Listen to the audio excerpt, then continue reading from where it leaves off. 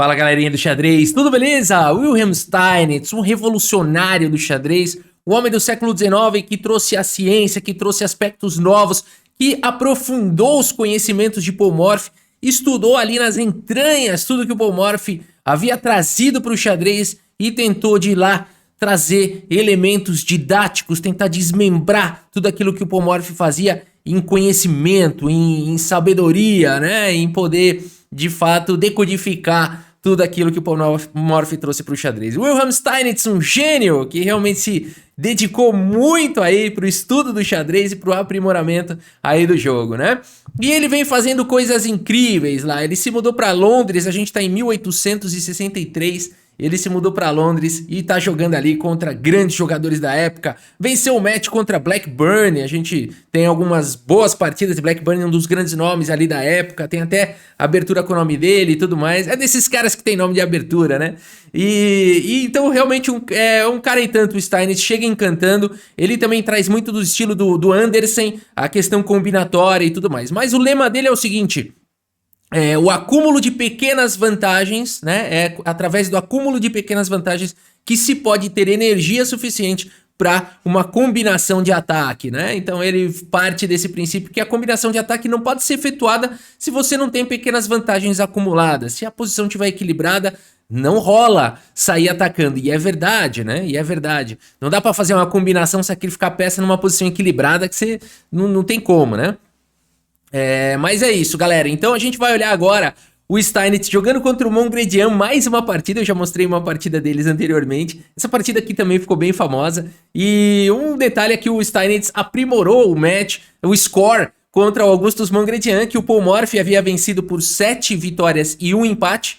E o Steinitz venceu o match por 7-0, né? Então melhorou um pouco do score aí do Pomorfi. Mas eu acho que isso diz mais sobre o Mongredian do que sobre os jogadores em si, o Pomorfi e o Wilhelm Steinitz em si, né?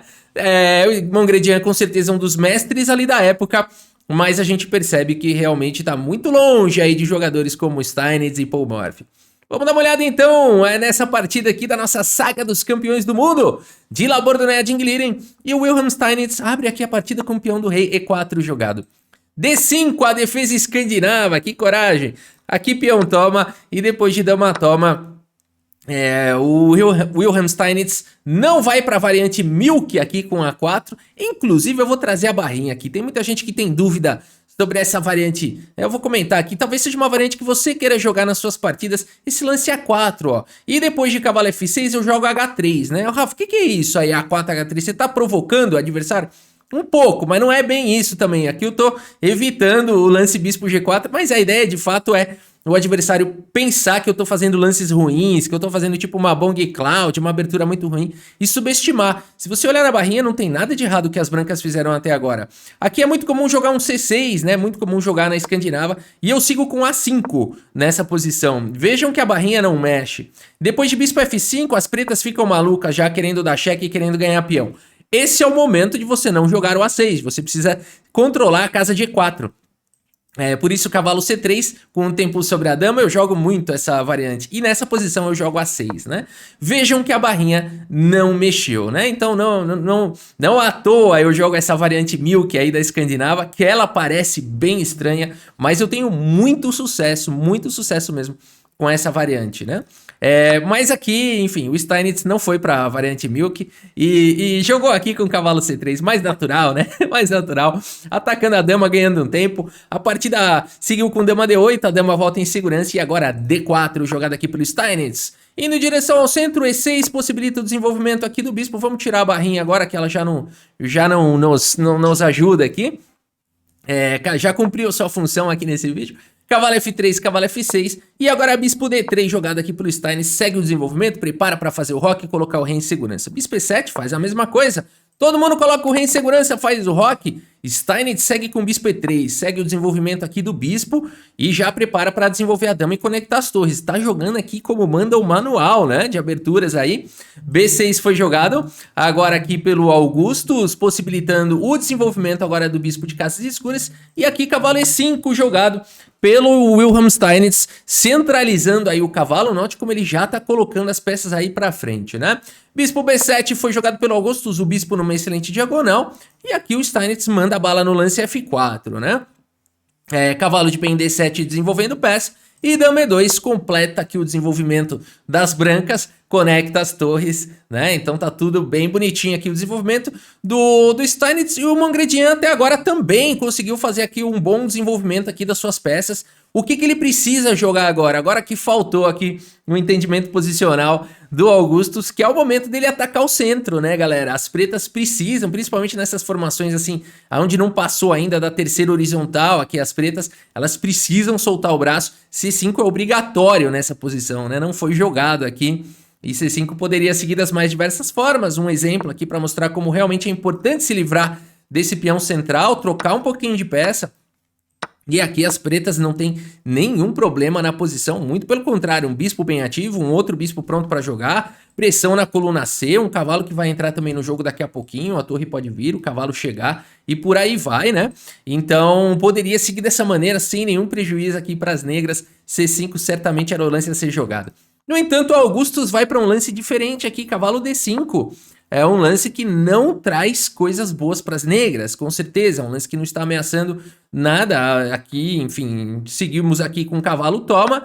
E agora o Augustus tem a possibilidade de tomar de peão ou de bispo. E de bispo deixaria essa diagonal aqui incrivelmente aberta para ele. Por algum motivo ele decide tomar aqui de peão. Então a gente vai vendo como são pequenas inconsistências aqui nas escolhas do Augustus. Que aí a gente entra nesse conceito que o Steinitz fala. Ele vai acumulando pequenas vantagenzinhas aqui na posição. Um bispo que joga menos, um cavalo bem colocado, um par de bispos aqui de olho, a possibilidade da subida de torre. Pequenas vantagens que vão se acumulando. A partida segue com torre F3. E agora aqui F5 foi jogado, tentando ganhar aqui um pouco mais de espaço aqui no centro. Talvez ele queira colocar o cavalo aqui em E4.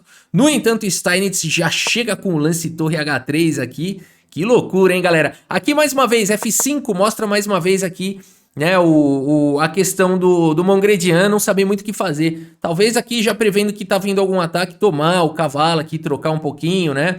E depois tentar trazer o bispo aqui pro jogo. Enfim, são possibilidades aqui que talvez pudessem trazer uma defesa um pouco melhor. F5 é um outro lance que traz já problemas aqui para a segurança do rei, né? Então o Steinitz vai naquele conceito, toda fraquezinha aí que ele vai criando, ele vai tentar explorar. E agora já mandou um torre H3 indo pro ataque. O Mongredian assustado segue aqui com G6, G4 foi jogado pelo Steinitz, vindo com tudo. E agora é a última chance que o Mongredian tem aqui de tentar trocar um pouco de peça, jogar um cavalo por E5, né? E aqui se F toma... Poderia seguir aqui com o peão avançando, e as pretas aqui conseguem se defender de uma maneira tranquila, né? Acho que a linha mais crítica aqui, talvez ele não tenha jogado isso, seria peão de D toma, né? Aqui seria talvez a linha mais crítica, e depois de um dama D7, peão aqui por F5, e parece que as brancas realmente têm um forte ataque.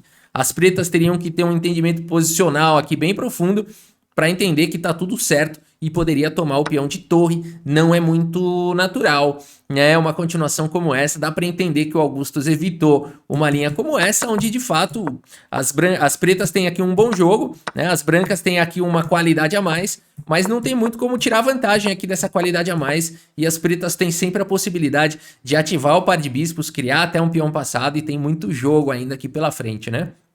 Então não dá para culpar muito o Augustus aqui por não ter ido para essa linha aqui, que ela é bem difícil mesmo de ter esse entendimento, né? A partida seguiu com F por G4 e agora, galera, agora é o momento que o Steinitz vai brilhar aqui na partida. Aqui ele já tem a energia necessária para realmente soltar o braço aqui num ataque fenomenal. Wilhelm Steinitz segue com tudo que ele queria nessa posição. Torre por H7, que é isso, galera? Steinitz aqui parte pro ataque. E quando o Steinitz começa a fazer essa combinação, pode esquecer, ele não errou no cálculo não. Aqui vai acabar a partida, né? A partida aqui seguiu com o cavalo por E5, tentando eliminar aí um dos atacantes, né, da posição. Não seria muito diferente se rei por torre, dama por peão e cavalo por cavalo, a gente vai cair exatamente na mesma posição da partida aqui, tá? Porque seguiu com rei por torre... seguiu com cavalo por E5 e depois de peão toma, rei por torre e dama toma, cai exatamente naquela mesma posição. E agora, o Augustus Mongredian tem uma torre a mais, Só que é o seguinte, o rei dele tá exposto e tem muita peça atacando e uma outra chegando aqui daqui a pouco, hein? Vamos ver como é que segue esse ataque aí. É interessante observar que essa torre não tá participando do jogo, né? Então é aquele momento onde o Steinitz, que tem uma torre a menos, tem que jogar de maneira dinâmica. E o Augustus tá tentando se defender aqui, segue com torre G8, não é a melhor defesa, né? Tira uma casa do rei, fica uma coisa esquisita aqui. A melhor defesa seria com dama em 8, mas aqui de qualquer maneira, eu vou passar os lances aqui só pra gente ver. De qualquer maneira, o ataque das brancas assim seria completamente feroz. Aqui perdeu a dama, né? Aqui não sei o que, não precisa nem tomar essa dama, não precisa nem ter pressa. Não tem um H4 mentiroso. Uma linha bem fantasiosa aqui, mas só pra gente ver que realmente as brancas, né, ficariam melhores aí, com certeza, mesmo com a melhor defesa das negras, né? Ô Rafa, você mostrou aí 21 lances aí, será que o Wilhelm Steinitz calculou essa linha? Com certeza não, né? Então aqui é realmente só uma linha fictícia aqui pra gente ilustrar, né, o que poderia acontecer no caso de uma jogada perfeita das negras, né? E uma jogada perfeita das brancas, tá bom? Aqui seguimos com torre G8 e agora o Steinitz segue aqui com dama em H5 com cheque. Rei G7, dama H6 com cheque, olha a perseguição, rei F7, o Steinitz continua com uma torre a menos, dama H7, cheque, rei E6, olha onde tá parando esse rei, dama em H3, cheque, o rei não consegue mais escapar, tem que voltar, vai você pra cá, vem você pra lá, torre ao ataque Silvio Santos, torre F1 com cheque, o rei tenta escapar para E8 e agora dama E6, vale dizer que aqui computadores apontam um mate um pouco mais rápido com E6 e tudo mais. Poderia ser um E6 seguido de dama H7, ameaçando mate, ameaçando a torre. Seria mais rápido esse checkmate, mas não seria mais bonito do que o seguiu na partida. Torre F1 com cheque, se preparem para um espetáculo aqui de ataque agora. Rei em E8 e dama em E6. Mais uma vez, o Steinitz continua com uma torre a menos, no entanto, não está fazendo diferença nenhuma ter essa torre a mais aqui para o Mongredian, e o problema todo é o rei dele atacado, torre atacada, bispo cravado. Vamos ver como segue, torre G7 coloca a torre em segurança, bispo G5 traz uma pressão enorme aqui, deixa tudo cravado. A partida seguiu com dama D7 propondo trocas. E nessa posição, meus amigos, o que jogar de brancas aqui? Parece que o Mongredian conseguiu segurar aí a posição e tá propondo trocas e tudo mais, né? O que jogar nessa posição? Se você quiser dar pause nessa posição e tentar encontrar aqui mate em 4, vale a pena? Legal aqui o diagrama. É um diagrama de uma partida real, histórica. E eu espero que você tenha encontrado aqui a resolução desse diagrama. Bispo por G6, que maravilha, né? Aqui tem o tema do desvio, esse lance vem com cheque, e aqui não adianta o rei tentar fugir, porque aqui se ele tentasse escapar, o bispo tá cravado, né? Teria aqui a entrada da torre aqui com sequência de checkmate. Por isso, depois de bispo por G6, a partida seguiu com torre por G6, e aqui dama por G6, único lance aqui da posição, cheque. Aqui rei D8, o único rei vai tentando escapar. Torre F8 com cheque, o bispo aqui tá cravado, né? E depois de dama em E8, dama por E8, checkmate.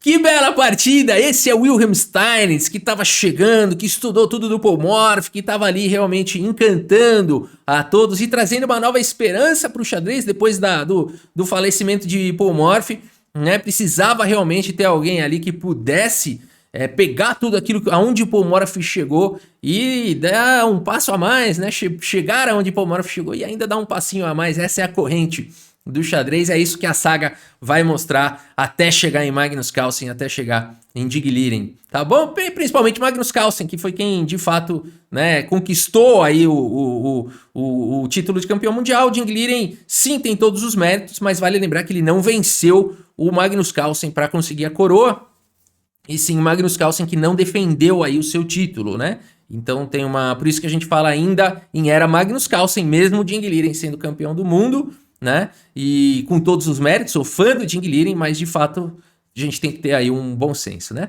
Tá bom, galera, é isso. Espero que vocês tenham gostado aqui da partida e do vídeo. Muito obrigado pela sua audiência, um grande abraço para todos vocês e até a próxima. Valeu!